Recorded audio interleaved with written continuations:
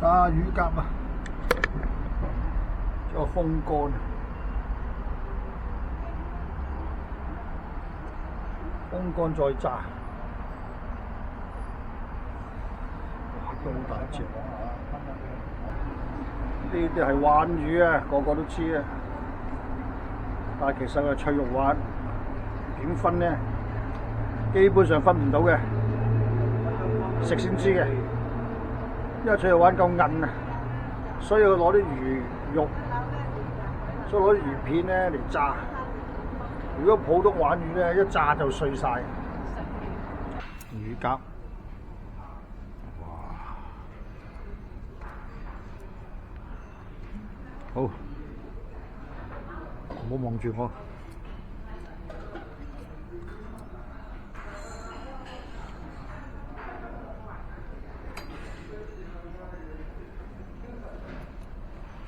脆肉鯇啊，試下先。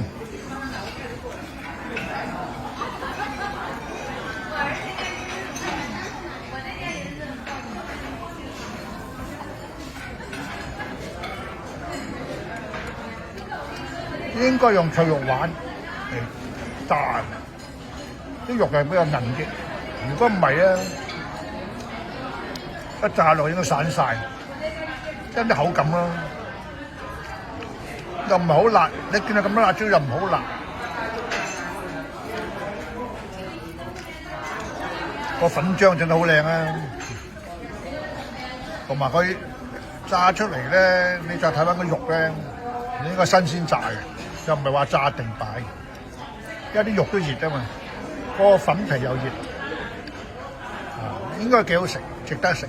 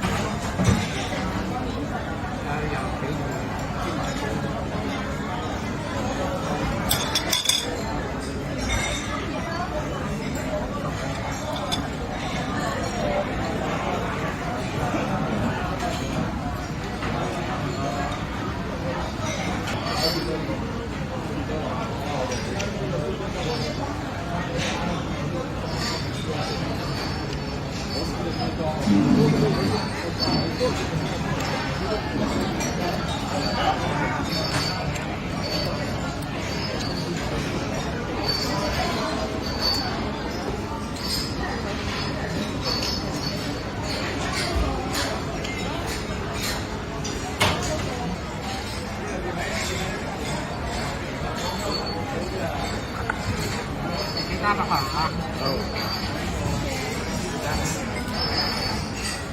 芝麻雞，小籠包有冇名？咁大啦啊！咁大啦。